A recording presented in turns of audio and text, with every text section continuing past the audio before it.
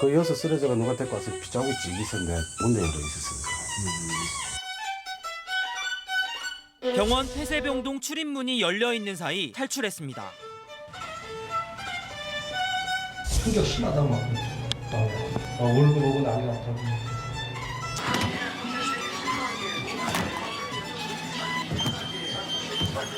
반복되는 조현병 범죄와 그로 인한 공포. 우연일까 필연일까. 승용차를 운전해 주한 미국 대사관 정문을 들이받은 여성가족부 간부 윤 씨가 정신질환으로 인해 우발적으로 범행을 저지른 것으로 보고 있습니다. 병원 갔다 오시고 난 이후에는 좀 이제 괜찮으세요? 본인은 정신병 때문에 간 게 아니라 간혹 안 드실 때가 한 일주일 정도 안 먹을 때 눈빛이 달라지는 게 있어요. 그러면 저도 무서워요. 아픈 사람이 나쁜 사람이 되고 마는 조현병 범죄의 이면을 들여다봅니다.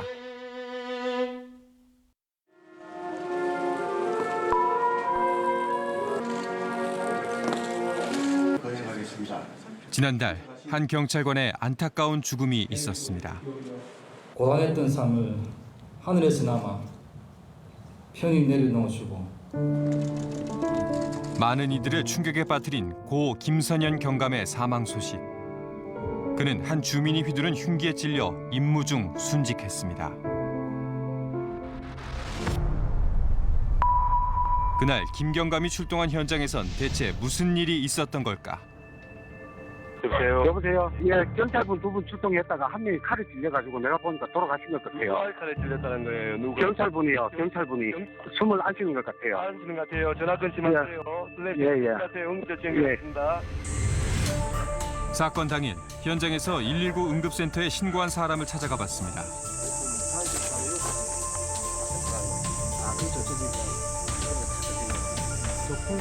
일요일 오후 이웃 백 씨의 집에서 들려온 고성에 이상한 낌새를 느꼈다는 신고자. 소리가 하도 나가지고 야가 좀 지르다 소리 지르다 많은데 오늘 왜 이러고 싶어가지고. 그날은 좀 오랫동안 질렀습니다. 네, 한 10분 이상 여기서 들었거든, 10분 정도. 그리고 이상하다 싶어가지고. 신고자가 백 씨의 집을 찾았을 땐 이미 사건이 벌어진 직후. 당시 현장 상황은 매우 긴박했다고 합니다. 여기서 이렇게 이쪽으로 chống겨놓고 있었고. 제발 좀 도와달라고 경찰관이 여기 지금 칼에 찔려가 쓰러져 있다고 좀 들어와가지고 제발 좀 도와달라고 손짓을 계속해서 내보고. 그래서 내가 들어왔어요. 들어오니까 저기 피가 흘렸고 여기 앉아서 이렇게 계시고 그래 지혈하고 경찰관 여기서 이렇게 해가지고 경찰서로 직원들인데 전화하고 난 여기서 119 상황실하고 통화하고 있었고 끌린 자국이 없고 그냥 이렇게 타고내식으로 이렇게 비가 한 군데 열어 있었어요. 백 씨가 휘두른 칼에 목이 찔린 김경감은 곧장 병원으로 옮겨졌지만 끝내 사망하고 말았습니다. 백 씨는 왜 경찰에게 칼을 휘두른 것일까? 당시 현장에 함께 있었던 백 씨의 어머니를 만나봤습니다. 아이고 제가 죄인입니다. 제가 잘못했어요. 저 잡아갔어. 날 잡아가고 저놈 살려줬어. 저놈 살려줬어. 어머니는 큰 죄책감에 시달리고 있었습니다. 그날 경찰에 출동을 요청한 사람이 바로 자신이라는 것. 들미를 잡고 아무 소리 안 나고 날로 바다 데려가잖아요. 끄고 들어가더만 저 밖에 나쁜 사람을 잡으러 온다는 게를 날로 그래 가만히 있어야 된다고만. 낮에 소리 지르자 저 때리게 하나 허영이 뛰쳐가지고 우리 저 던져보고 뭐로 막 여기서 붙는데 그래 도저히 아무래도 저는 점점 갈수록 더 저카이 소리는 더 지르고 안 됐다 싶어가지고 그래가지고 이거 오빠 신는 채로 그냥 제가 이래가 놀랐어요. 어머님이고. 평소에도 자주 난동을 부리며 어머니를 위협했다는 아들 백 씨.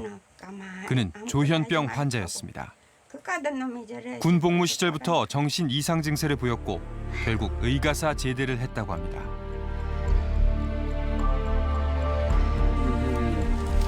백 씨를 괴롭힌 것은 망상 증상. 평소 그가 사용한 수첩에서 그 흔적을 발견할 수 있었습니다.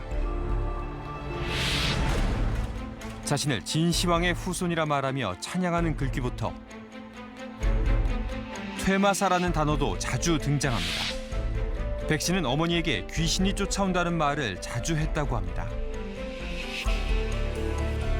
읍내에선 조현병 환자인 백 씨를 모르는 이가 없었습니다. 바로 7년 전 그가 저지른 사건 때문입니다. 그때 당시에는 큰 사건이죠, 그게. 왜냐면 이걸 조용한 동네에서 정말 큰업에 당한 동네 여기는요. 여기는 저쪽 밑에 여기까지. 이번 사건 이전에도 백 씨가 누군가를 공격하는 일이 있었다는 겁니다. 자전거 끄네.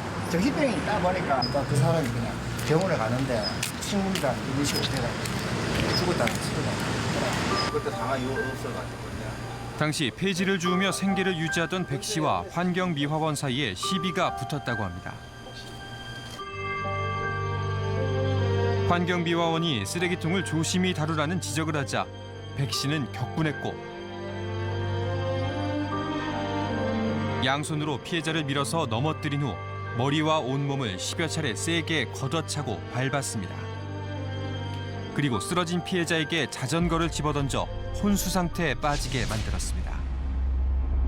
1심에서 징역 3년을 선고받았지만 2심에선 형이 절반으로 줄었습니다. 죄질이 나쁘지만 초범이라는 점과 정신질환으로 치료를 받은 사실이 인정됐기 때문입니다. 백 씨가 치료를 받았다는 병원을 찾아가 봤습니다. 그는 교도소를 나온 뒤로도 지난 6년간 무려 11번에 걸쳐 입원과 퇴원을 반복했다고 합니다. 그럼 이렇게 입퇴원 자꾸 반복하고 내용 보면 이분이 자꾸 증상이 조금씩 안 좋아진다는 느낌이 있으니까 치료를 더 해야 된다 이런 권유는 할 수 있지만 그 사람을 강제로 저희가 할 수가 없어요. 약을 드시면 약이 좀 잘 드는 편이에요. 그래도 약을 안 먹으면 금방 또 증상이 나오시는 거예요. 그 퇴원을 해서도 약을 계속 잘 드셨으면 이렇게까지 참담한 일이 벌어지지는 않았겠죠. 약은 안 보이는데. 모르겠어, 약을. 사건 발생 약 40일 전인 지난 5월 말 병원에서 퇴원한 백 씨는 약을 잘 챙겨 먹지 않았던 것으로 보입니다. 그래서 사다 지지 않습니까? 약을 안 먹었겠네. 희끄덕 해가 막 엄마도 눈 안 들어오고 그날 지지 않습니까? 안 먹는다니까 약을 먹었다 하지요. 먹었다 하다 이제 끝끝내 이제 넣을까 막.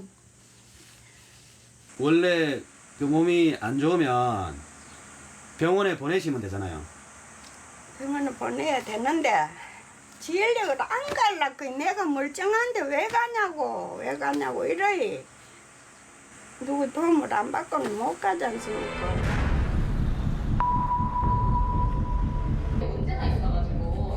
지역 내에 있는 정신장애인은 관할 보건소나 정신건강복지센터에 등록하면 사례 관리 대상이 되고 환자와 보호자는 복약 지도 등의 도움을 받을 수 있습니다. 이곳에선 백 씨의 상황을 알고 있었을까? 대충 인지는 하고 있었을 것 같은데요? 아니요, 전혀 몰랐어요. 이번 사건 생기기 전까지는? 예. 꽤나 굉장히 좀 유명했다던데. 뭐 거기서는 그럴 수도 있겠지만 저희가 다 알 수는 사실 없잖아요. 보건소에 관리 대상으로 등록되지 않았던 백 씨.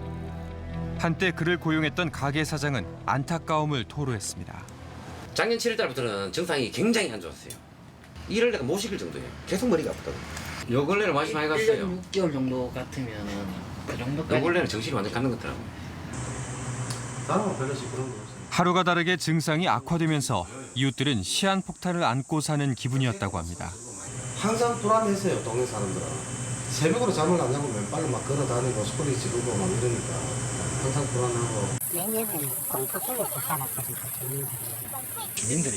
괜찮아요. 밑가도 안 돼도 공포 속에서 살았으니까 오히려 시원한 일도 있고 경찰로 가서 좀 마음이 안 됐고 이래서 그런 마음. 소중한 목숨을 앗아간 이 비극은 줄곧 잠재돼 있었습니다. 사건 전날에도 백 씨는 집 근처에 불을 질렀습니다.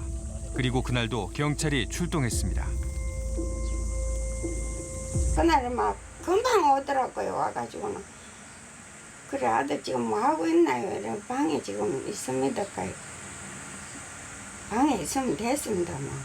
갑시다 하면서 막 웃고도 가잖아요. 아이고 안 됩니다 안 됩니다. 지금 조용히 있을 때 좀 데려다 주세요. 뭐 저녁에는 내가 죄송합니다 하면서 저물가 이래 죄송하다 소리까지 하고 제가 얼마나 그랬어요. 그랬는데 안 데려주셨잖아요. 그날 아들을 병원에 데려가지 않은 경찰이 못내 야속하다는 어머니. 그러나 경찰의 사정은 달랐습니다. 근데 그게 강제 입원 안 되잖아요. 지금 먹고 자고 있는 거. 어머니가 신고를 해도? 예. 어머니가 신고를 우리한테 해도 우리는 가서 형사적인 것만 하지 병원에 입은 거는 진짜 막 받고 있고 다정한 피해 줄 때만 할 수 있지 강제 입원은 안 돼요. 우리가 그냥 가만히 잡으면. 결국 다음 날 또다시 접수된 신고. 고 김경감과 동료 경찰이 출동했을 때는 백 씨가 욕하며 난동을 피우고 있었습니다. 강제 입원을 시키기 위해 백 씨를 곧바로 제압하려 한 경찰. 문제는 그 행동이 백 씨를 더욱 자극하고 말았다는 겁니다. 제압하는 경찰들을 뿌리치고 다시 나타난 그의 손엔 흉기가 들려 있었습니다. 그까지는 생각을 못 했는 거죠. 칼로 공격할 줄. 그럼 처음에는 칼을 안 들고 오셨나 보요. 그렇죠. 처음에는 안 들고 마당 있다가 그러니까 이제 제압하는 과정에 이제 응급을 시키려고 그 나중에 뿌리치고 칼 들고 뭐. 극심한 망상에 시달리던 백 씨에게 자신을 향해 달려드는 두 경찰관은 무엇으로 보였을까? 백 씨가 휘두른 칼날은 누군가를 죽이기 위한 것이 아니라 그저 자신이 살기 위한 몸부림이었을지도 모릅니다. 여기 와서 백 시적으로 거의 묵비권 말을 안 했어요. 예, 거의 묻는 말에 거의 답을 안 했어요. 그런데 나쁜 경찰관이 나를 잡으러 왔다. 그런 이야기를 했어요. 나쁜 경찰관이 나를 잡으러 왔다. 아들을 지키기 위해 아들을 신고했던 어머니는 이 상황을 받아들이기가 힘듭니다. 제 생각이 좁으실 때는 병원으로 보내야 되는데 보조소로 갔다 하면 끝난 건가. 제가 내 생각이에요. 누구도 원하지 않았던 결말. 이 비극의 책임은 누구에게 물어야 할까?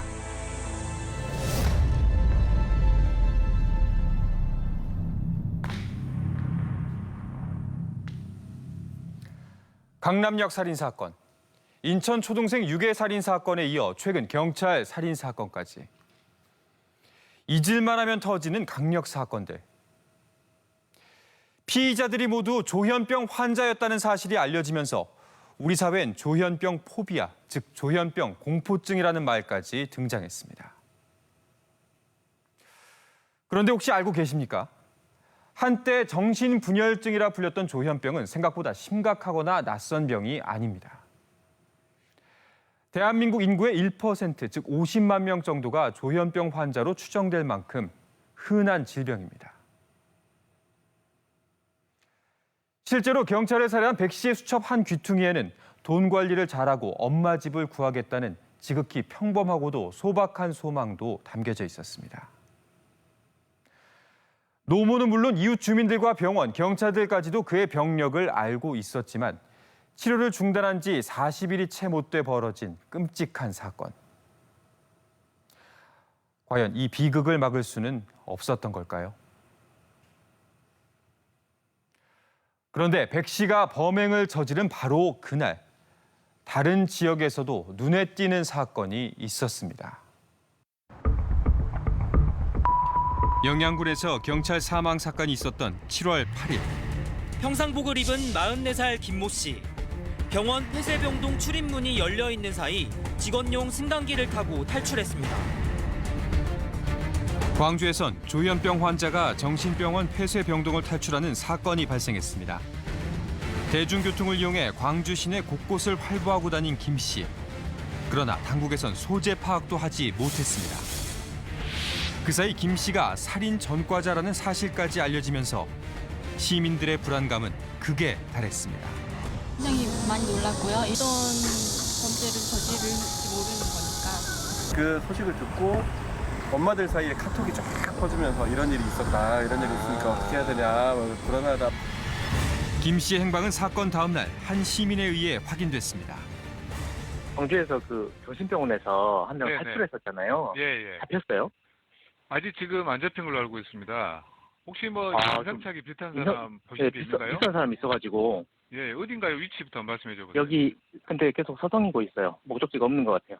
여기서 이제 캔 음료수를 하나 이렇게. 신고자는 김 씨가 탈출한 조현병 환자임을 한눈에 알아볼 수 있었다고 합니다. 탈출을 했던 약 기운이 떨어져 정신적으로 불안한 상태였기 때문입니다. 행동도 좀 보통 사람하고 좀 달랐고 약간 좀 눈에 초점도 좀 없는 좀 흐릿한 좀 그런 모습이었고 특별한 이 목적지 없이 이렇게 주변을 어슬렁거리면서 배회하는 그런 모습이었거든요.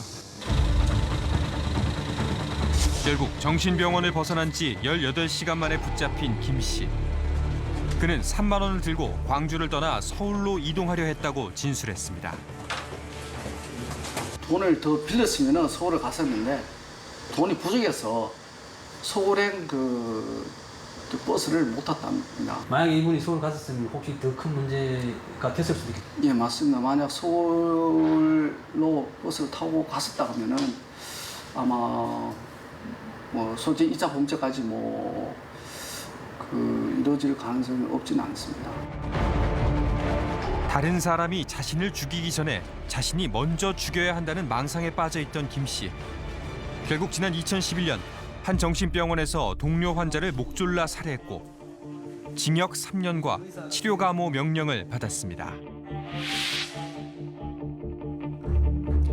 그런 그가 지난해 9월 6년 동안 수용돼 있던 치료 감호소를 나왔습니다. 그렇다면 치료 감호소란 어떤 곳일까? 충남 공주에 있는 법무병원. 이곳에선 심신미약 상태에서 범죄를 저지른 이들을 수용해 치료하고 있습니다. 약 1000여 명의 수용자 가운데 김 씨와 같은 조현병 환자는 500여 명에 달합니다.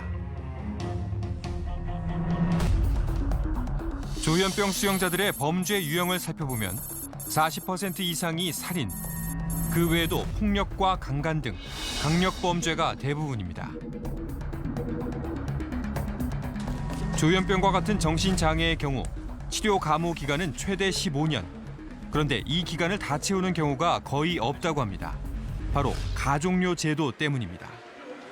교정시설로 얘기하면 이제 가석방 같은 그런 건데요. 이제 좀 평소에 이제 잘 생활을 하니까 한번 나가서 사회에 나가서 한번 생활을 해보라는 그런 이제 조건부 어떻게 보면 출소가 되는 거죠. 증상이 되게 심한 분들이 많습니다. 그래서 몇 년을 치료해도 그러니까 정신 질환이 치료가 안 되는 경우도 많거든요. 일부만 치료가 되고 이제 증상이 많이 남아 있는 경우가 많아서 그런 경우는 이제 정신병원으로 이제 옮기게 되는데.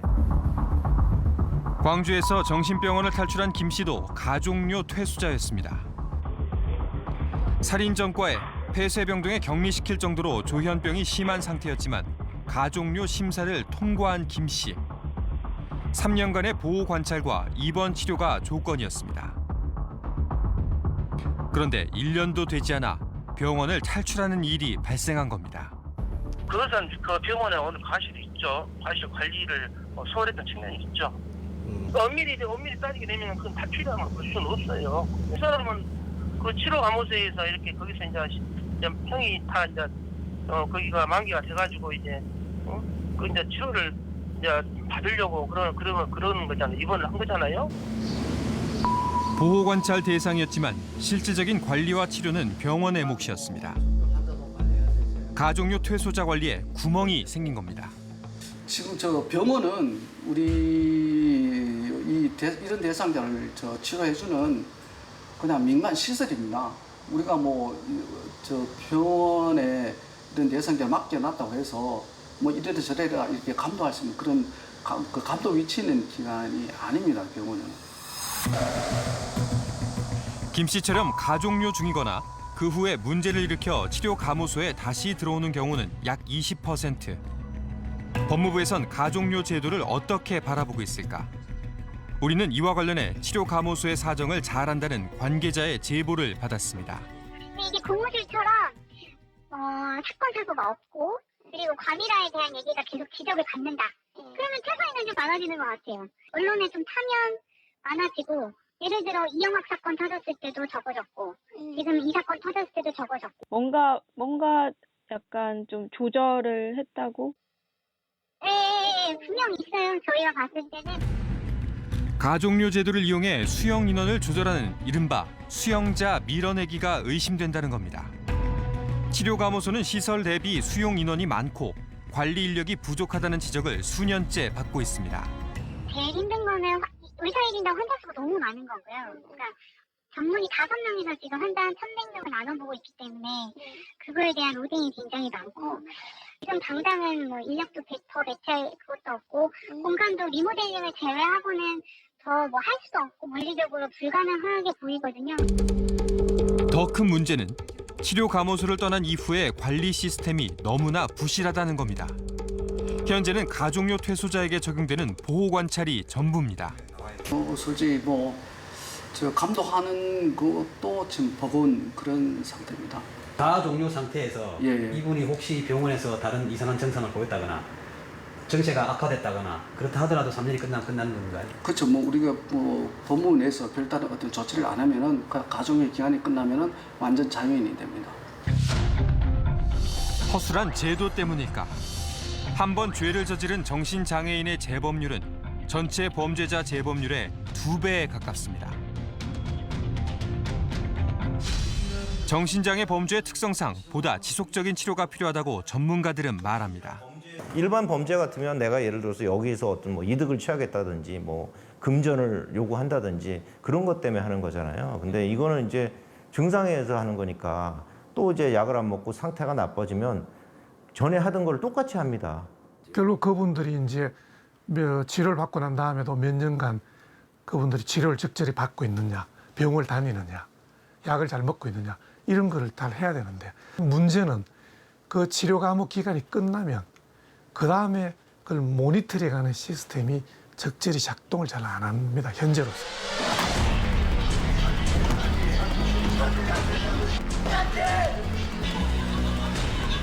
이들은 범죄자이기 이전의 환자입니다.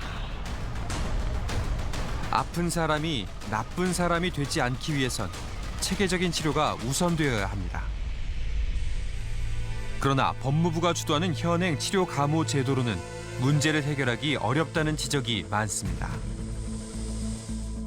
이 분야에 많은 전문성과 노하우를 가지고 있는 보건복지부가 담당하는 것이 맞고 또 실제로 그 해외 선진국에서는 이 치료의 분야 영역은 우리의 보건복지부에 해당하는 관청에서 기관에서 실제로 담당을 하고 있고 그렇지만 이분들의 그 안전과 관리, 보호에 관한 부분은 법무부에서 담당하고 있는 사례가 많습니다. 그래서 이 두 기관이 협력을 해야만 이분들에 대한 제대로 된 치료와 관리 보호가 이루어질 수 있다고 보는 거죠. 혹시 만델라 규칙이라고 들어보셨습니까?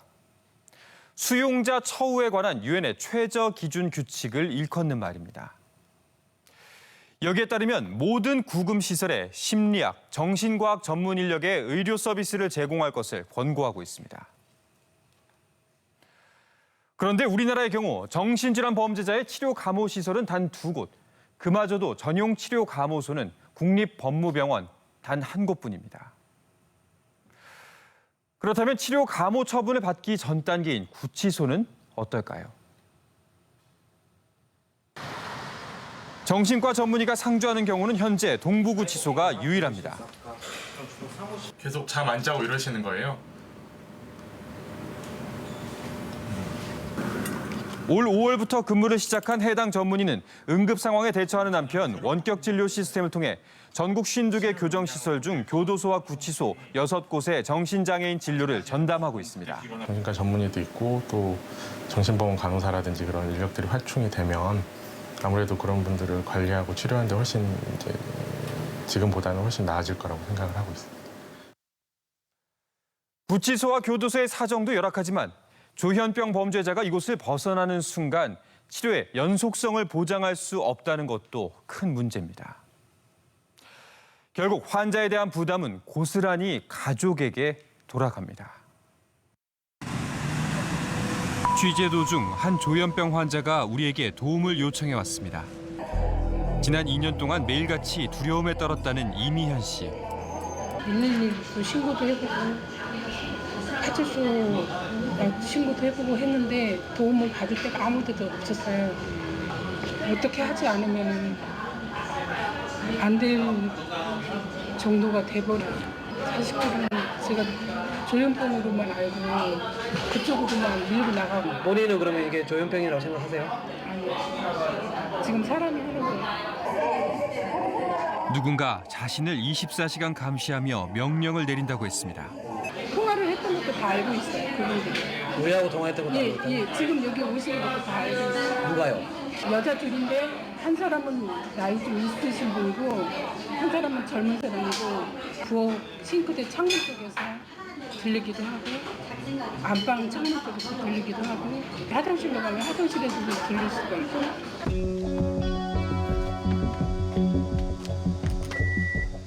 우리는 이 씨의 요청으로 도감청 탐지 전문가와 함께 그녀를 다시 만났습니다. 소리가 들린다는 장소를 모두 확인해 보기로 한 취재진. 이 씨가 가장 먼저 검사를 요청한 곳은 다소 황당한 곳이었습니다. 제 몸부터 검사해주세요. 알겠습니다. 몸도 스캔해드릴게요. 자신의 몸에 누군가 전자칩을 설치했다고 믿는 그녀. 몸에 이상이 없어요.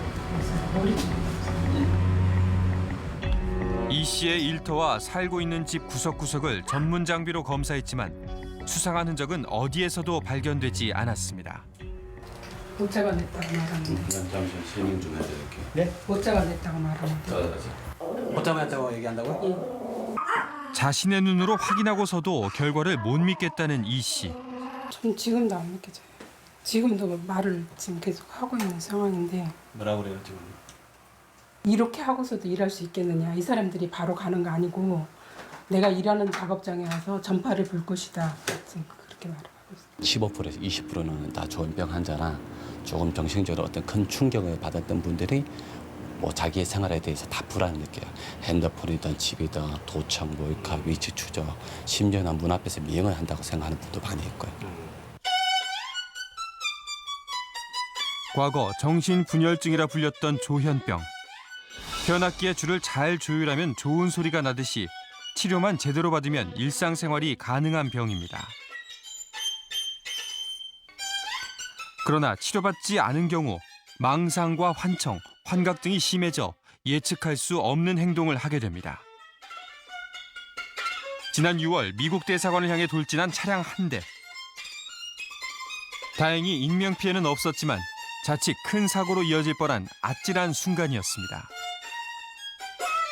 그런데 당시 현장에서 검거된 운전자는 이해할 수 없는 이야기를 반복했습니다. 5년간 사정을 받았습니다. 미국에 망명하고 싶었습니다. 북한 스파이로 오인을 받았습니다. 망명을 해야 한다는 망상에 사로잡혔던 남성. 놀랍게도 그는 여성가족부 고위 공무원이었습니다. 우리 사회에서 크게 중요하게 여겨지는 부분이기 때문에 18년간 공직에 몸담으며 4급 서기관으로 진급한 윤 씨. 2015년에는 대통령 포장도 받았습니다. 무엇이 그런 그를 망가뜨렸을까? 사건 이후 직위 해제된 그가 머물고 있다는 고향집을 찾아가 봤습니다. 우리는 그의 누나를 통해 그간의 사정을 들을 수 있었습니다. 네, 안녕하세요. 혹시 우리 동생이 착해요, 정말. 그거 다 아시잖아요. 그럴 일이 있을 수가 없는 일이잖아요. 그때 뭐 영어 공부하고 그 사무실 업무 보고 이런 스트레스를 많이 받는 것 같아요. 나는 얼마나 근무했는지도 모르겠는데 18년인가 근무하면서도 휴직도 한 번 없었잖아요. 윤 씨는 모든 것이 관리를 잘하지 못한 자신의 탓이라며 후회했습니다. 졸장인데 이 스트레스, 과한 스트레스로 인해서 과대망상으로 이어지다가 보니까 한 번씩 좀 약을 챙겨서 먹었어야 되는데 그걸 안 못해서 아마 그 증세가 저도 모르게 좀 과격한 모습으로 증세가 나왔던 것 같습니다. 우리나라에서 조현병을 앓는 것으로 추정되는 환자는 약 50만 명. 전체 국민의 1%에 해당합니다. 우리가 만난 한 어머니는 조현병 환자인 아들을 피해 한 달째 집을 나온 상태였습니다. 저는 병 오를 몰랐어요. 병이 그렇게 이렇게 무서운 병인 줄 몰랐어요. 불과 3년 전까지 살갑고 듬직했던 아들. 조현병이 발병한 뒤부턴 다른 사람이 됐다고 합니다. 아이고 나 지금도 무서워 생각하면. 우리 잠자는데 처음에는 가위를 갖다 놨더라고요. 계속 갖다 또 치우고 말없이 자꾸 치웠어요. 치우고 난 게는 어느 정도 지나면 또 칼로 식칼 있잖아요. 거기에 있는 칼을 갖다 놨더라고요. 잠든 가족의 머리맡에 흉기를 두거나 위협하는 일이 반복됐다는 것. 두려움을 느낀 부모는 어쩔 수 없이 강제 입원을 결정했다고 합니다. 내 뇌를 멀쩡한 사람을 정신과였네. 그 뒤부터 심해지더라고요. 그게 부작용이더라. 하여튼 병원 갔다 오고 난 뒤로 폭력하고 난폭하고 욕설하고 강제 입원 이후 아들의 분노와 폭력은 어머니에게 집중됐습니다. 내가 딱 지한테 딱 이제 잡혔잖아요. 딱 내가 이제 죽게 되었어요. 완전히 그냥 내를 치고 때리는데 막. 그래서 내가 빌어서 내가 그냥 빌고 막 어떻게 했더라도 오시러스 했던 방에 가게끔만 그냥 방을 팍 들어가더라고. 들어가길래 막 그때서 내가 막 창문을 끼쳐갖고 막 그 높은 2층인데 막 뛰내렸어요. 뛰내려갖고 막 온 동네에 새처럼 날아다녀요. 막 내를 찾았어 막. 차 밑에 뭐 본네트 밑에 기들어갔어요 내가요. 경찰에 도움을 요청해 출동하는 일도 허다했다고 합니다. 작년 11월부터 해서 한 12번 정도 신고가 됐어요. 그러니까 이게 신고가 이제 뭐 엄마가 신고한 것도 있고 아빠가 신고한 것도 있고. 잦은 소란으로 조용할 날이 없었던 박씨네 가족. 이웃들의 불만도 컸습니다. 실례합니다. 부모님하고 그 걔는 항상 싸웠어요. 항상 싸웠어요? 그리고 어떻게 못돼 먹었는지 지 아버지한테 나가지고 쌍욕을 해. 엄마가 계속 뭐라고 얘기를 하거든. 그러면 안 된다 뭐 그런 식으로 자꾸 얘기를 하는데 아들도 또 발끈해가지고 수디 소리 지르고. 우리 집사람한테도 뭐 아줌마 왜 우리 집이 우리 집에 가서 도둑질해 갔죠 막 그러면서 막 어디 가면 맞아 죽을 일이죠. 그게 정신 나갔으니까 가만히 놔두지. 결국 가족은 이웃에게 피해를 주지 않으려고 외딴 컨테이너로 거처를 옮겼습니다. 한 달 만에 다시 집에 돌아온 어머니. 그녀의 소원은 그저 하루하루를 무사히 넘기는 것뿐이라고 했습니다.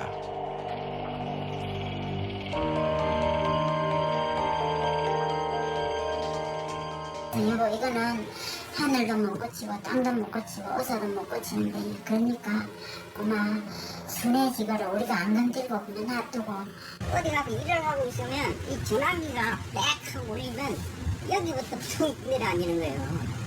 여기부터 혹시나 무슨 일이 있었나. 그렇죠. 이게 가슴이 철렁하는 거예요.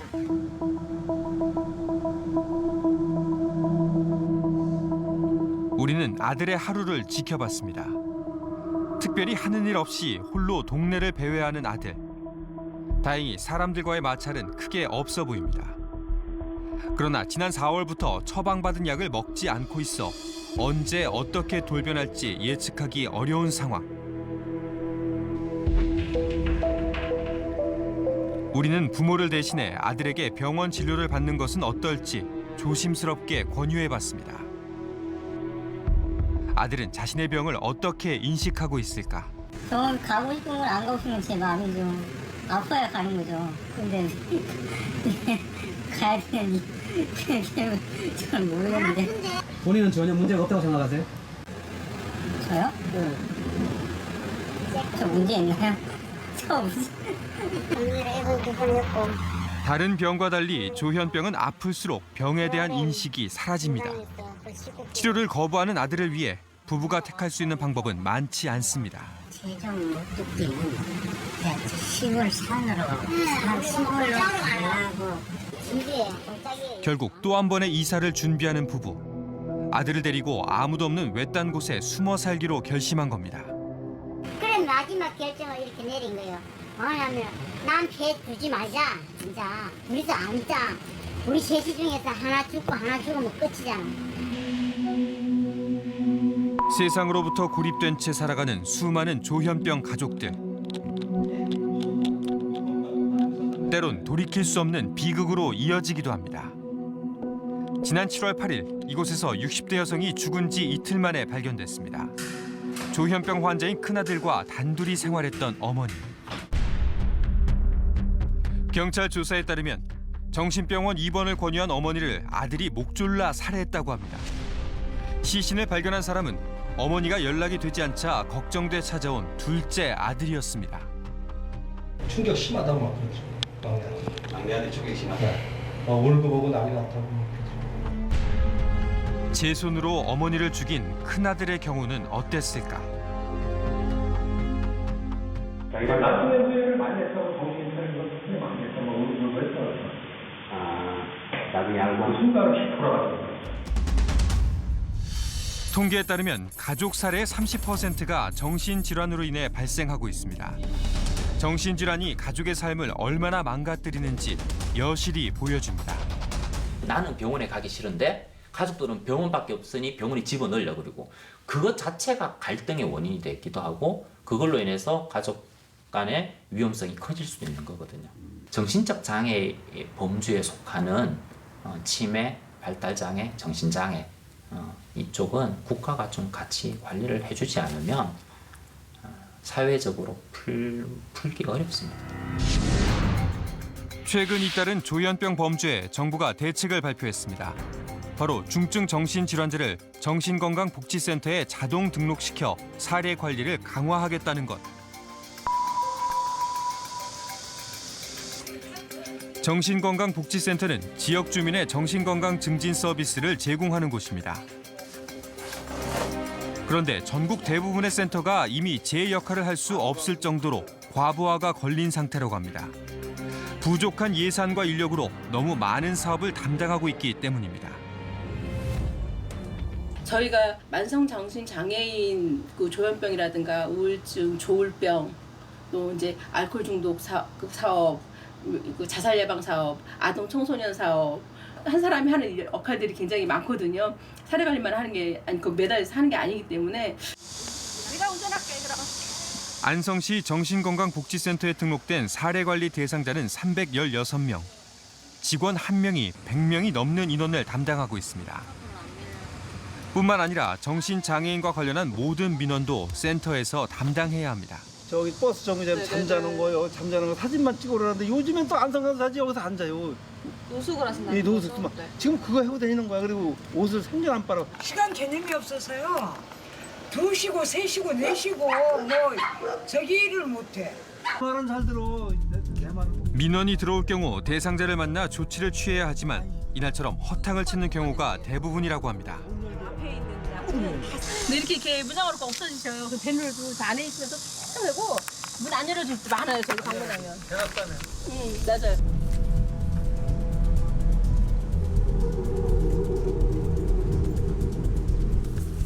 등록된 사례관리 대상자에게도 할 수 있는 일은 많지 않습니다. 산속 생활을 고집하고 있는 한 조현병 환자. 집을 마련해주겠다는 센터의 제안을 거부한 채 비위생적이고 위험한 환경에서 생활하고 있습니다. 지난 겨울에 이어 올여름도 이곳에서 보내고 있습니다.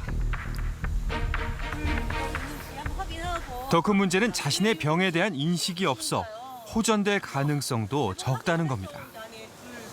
그냥 알고 지내자고 그냥 찾아오시는 분들이에요. 제가 무슨 센터? 예, 센터 관찰당하고 그러는 저기가 아니에요. 무슨 정신 이거 환자가 아니라. 간혹 안 드실 때가 한 일주일 정도 안 먹을 때 눈빛이 달라지는 게 있어요. 아, 일주일 동안 안 드시고. 안 드실 때 틀려요. 그러면 저도 무서워요. 어떤 약을 드시게 해야 되는데 그러면 그때는 어떻게 해요? 그때는 어쩔 수 없어요. 강요할 수가 없거든요. 본인이 거부하기 때문에 이제 제가 입원시킬 수 있는 것도 아니고요. 네. 센터에서 할 수 있는 것은 가끔씩 방문해 생존을 확인하는 정도에 그칩니다. 이런 상황에서 사례 관리자를 늘리겠다는 정부의 발표가 과연 효과를 거둘 수 있을까? 엄청난 인원이 등록이 되어질 지어야 될 텐데 그 감당할 수 있는 인원이 충분히 충원이 되는가라는 부분은 분명히 의문이 있고요. 결국 이렇게 법제를 이런 식으로 만들어서 그 책임을 일선 담당하는 우리 선생님, 그 사회복지 또는 이런 정신건강 복지에 담당을 하고 계시는 선생님들에게 그 공을 떠넘기는 게 아닌가 이런 생각이 듭니다. 대검찰청 범죄분석 보고서에 따르면 2016년 기준 정신장애인의 범죄율은 0.136%로 1000명 중 1명꼴이었습니다. 전체 범죄율 3.93%에 비하면 현저히 낮은 수치입니다. 대다수의 정신장애인은 비장애인에 비해 범죄를 저지를 확률이 절대적으로 낮고 꾸준히 치료를 받으면서 증상을 관리하면 얼마든지 지역사회 내에서 함께 어울려 살아갈 수 있다는 이야기입니다. 하지만 우리가 지켜본 결과 조현병 환자를 대하는 경찰의 대응 방식은 서툴렀고 한 번 범죄를 저지른 환자가 갈 곳은 치료 인력이 턱없이 부족한 교정시설이나 치료감호소 그리고 정신병원이었습니다. 지역사회 복귀를 도울 재활시설이나 정신건강복지센터의 사정 역시 여의치 않았습니다. 앞서 경찰 사망사건이 발생했던 영양군의 경우 보건소 직원 1명이 90여 명의 중증 질환자를 맡고 있었습니다. 설사 백 씨가 보건소에 등록되어 있었다고 해도 과연 비극을 막을 수 있었을지 의문입니다. 그렇다면 대안은 없는 걸까요?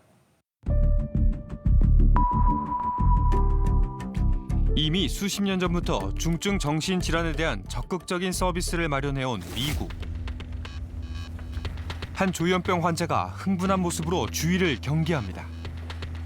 Drop the knife now, Phoenix Police. We don't want anybody hurt. We don't want anybody hurt. Can you please put the knife down? Okay, can you drop the knife for us so we are sure that you're going to be okay? Okay, you can go. You can go. We don't want to make you nervous. 정신장애인 관련 응급 상황에 대비한 경찰들의 훈련 프로그램. 극단적인 상황을 막을 수 있도록 의학 지식은 물론 대화 기술 등을 배웁니다. Drop the knife, drop the knife, drop the knife. Well, they see that doesn't work. Asking questions, listening, controlling your tone, and using some of those skills to get through to that person, to try and get them to calm down, and eventually do what we need them to do. 2001년부터 시작된 이 훈련에 지금까지 2,000명이 넘는 애리조나 경찰이 참여했습니다. 정신장애인 범죄를 예방하려면 경찰의 초동 대응이 무엇보다 중요하다는 사실을 깨달았기 때문입니다. The most important thing is empathy and recognizing that this person isn't there because they did something to force it. That this is a brain illness, that is their brain and it's ill. And that is one of the purposes is that to divert folks away from getting arrested. The person just needs care. They don't need jail. 애리조나주의 한 정신병원. 이곳에선 한국과는 전혀 다른 방식으로 정신장애인의 입원을 결정하고 있습니다.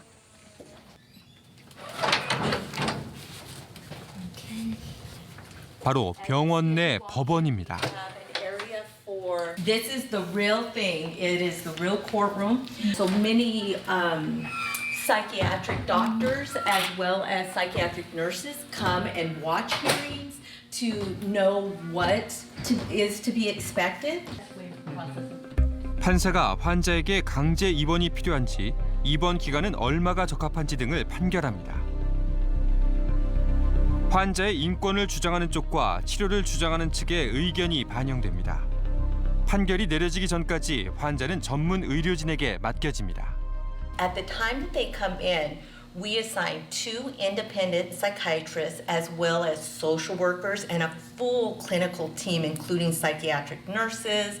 We get outpatient teams involved. We see what is eligible financially that we can meet for those patients' needs.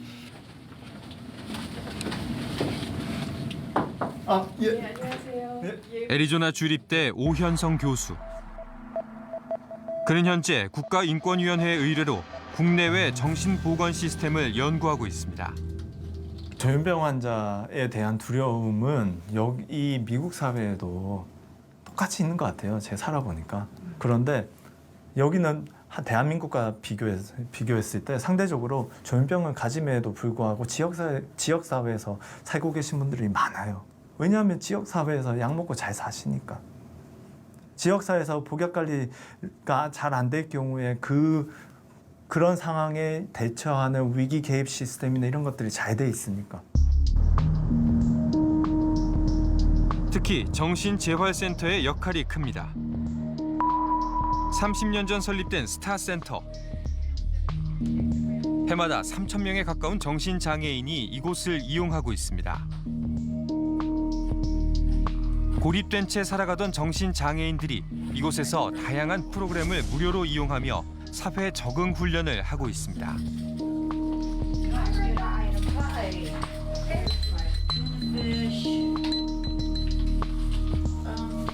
형편이 어려운 회원들은 이곳에서 먹을거리와 입을 옷을 구입할 수도 있습니다. 돈이 없어도 센터에서 봉사를 하고 받는 쿠폰으로 지불할 수 있습니다. Yeah, thank you. Have a good day. You can see originally it was for $15, so they did a higher dollar chore, the bathrooms and things like that. Because we really want to teach independent living skills, we think that that's important. We would really love our membership to be able to reacclimate as much as possible into the community, and so by learning those skills, then they can invite friends over for dinner because they know how to keep their house clean, or they have food to be able to do those things and to really re-engage in the general population. We do chores.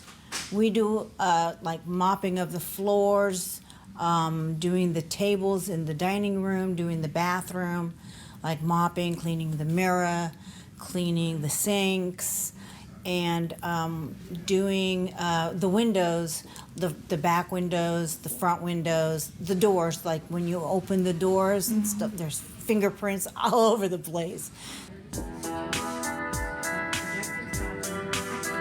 이곳 센터가 특별한 점은 정신장애인들이 서로를 돕는 멘토가 된다는 점입니다. 같은 병을 경험하고 극복한 동료의 말은 그 어떤 의사의 처방보다 효과가 좋다고 합니다. From the time I was in my 20s, I thought I'll be dead in the next 10 years. I'll take my life. When things started to change was when I went back to work. When I got out here, started making connections, got the support I needed from just the community here is amazing. 이곳의 CEO인 수잔 역시 정신장애인입니다. 그녀는 정신장애의 진정한 치료는 병원이 아닌 병원 밖에서 이루어진다고 강조했습니다.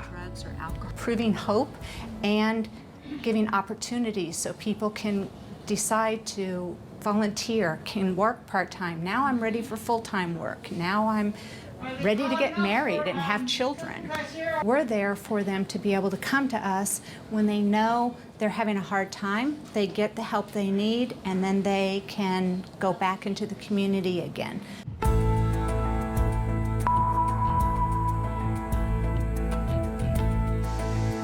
우리나라에도 스타센터와 같은 시설이 있습니다. 30년째 조현병을 앓고 있는 59세 황진훈 씨.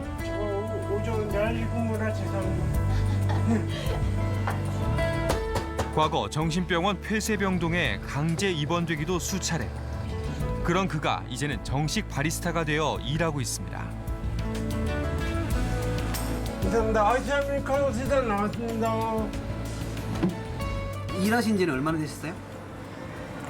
2011년 카페 사업할 때부터 일했는데요. 그럼 한 7년쯤 됐네요? 네. 일하시는 건 힘들지 않으세요? 하나도 안 힘들고 어렵지 않고 쉽습니다. 생활비 쓰고 저축하고요. 그리고 어머님 도와드리고 여동생 도와주고요. 다른 분들 고생하세요? 2004년 처음으로 재활센터를 접한 황 씨.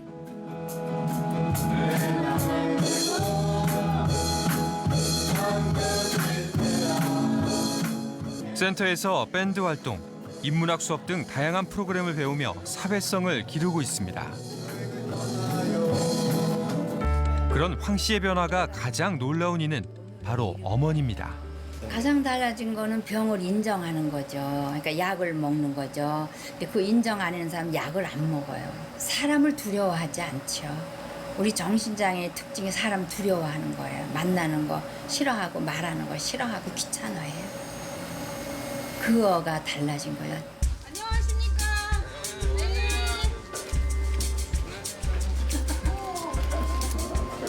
나를 기다려주고 나를 찾아주는 곳이 있다는 사실은 정신장애인들이 적극적으로 치료받는데 가장 큰 원동력이 된다고 합니다.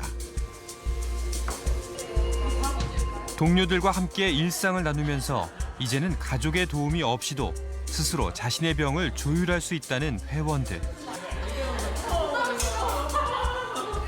조현병이요. 아, 조현병이세요? 저는 조울증이에요. 조현병 중에 제 병명이 편집성 조현병이에요. 제가 먹는 약 날짜에 이렇게 맞춰서 담당 주치의가 있거든요. 병원 가서 이제 약을 타가지고 먹고 또 다 먹으면 또 외래 가서 또 타갖고 오고 면담하고 그래요. 스스로? 네, 여기 있는 사람들 다 그렇게 해요. 정식 취업자. 대부분 조현병 환자인 120명의 회원 중 절반 이상이 취업에 성공해 사회의 일원으로 살아가고 있습니다. 이것이 가능한 이유는 무엇일까? 취업하신 분들하고 따로 사회적 기업. 네, 일하시는. 저희들이 계시다가 좀 컨디션이 안 좋잖아요. 그럼 또 다시 이렇게 좀 잠깐 좀 입원이랑은 저희는 쉬러 갈까 이렇게 얘기하거든요. 좀 쉬었다가 오지 하고 또 쉬었다가 또 나오고. 그러니까 입원 기간이 짧죠. 일주일을 넘지 않죠. 더불어 사는 법을 알려주는 정신재활시설. 하지만 전국 226개 시군구 중 시설이 아예 없는 곳은 절반에 가깝습니다. 이게 심각한 거죠. 그러니까 그 지역에 있으신 분들은 뭐 재활시설이 있는지 재활시설이 뭔지 알지도 못하시는 거죠. 이미 있는 곳을 없애는 곳들도 있습니다. 예산을 안 준다고. 재활시설을? 네. 그러니까 문제가 정말 심각한 거죠. 그러니까 지자체가 예산을 줄이는데 가장 반발을 덜 할 것 같은 사람들. 그게 정신질환자 그룹이거든요. 정신장애인을 병원에서 사회로 내보내겠다는 정부. 그것이 공연불이 되지 않기 위해선 적극적인 지원이 시급합니다.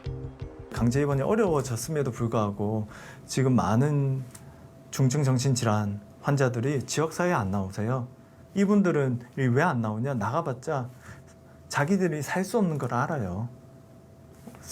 이분들이 살려면 서비스가 있어야 되는데 결국은 가족들이 다 부담을 가지다가 지쳐서 싸우고 가족들에게 외면당해서 다시 병원으로 가야 되거든요. 정신보건법이 만들어진 1995년 이래 우리 사회가 주목해왔던 것은 정신장애인들의 인권에 대한 것이었습니다.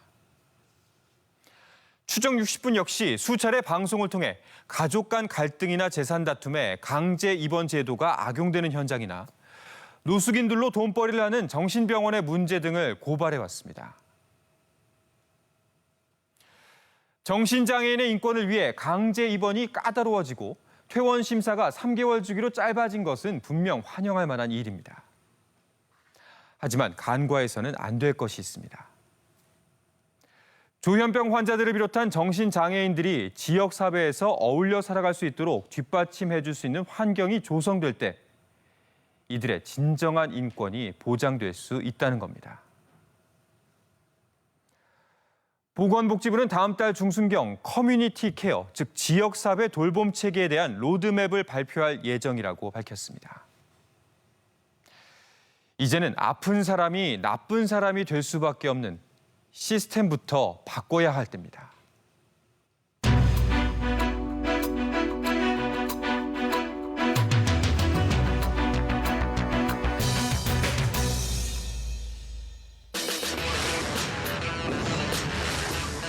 저희 결정에 있어서 솔직히 조금 의문입니다.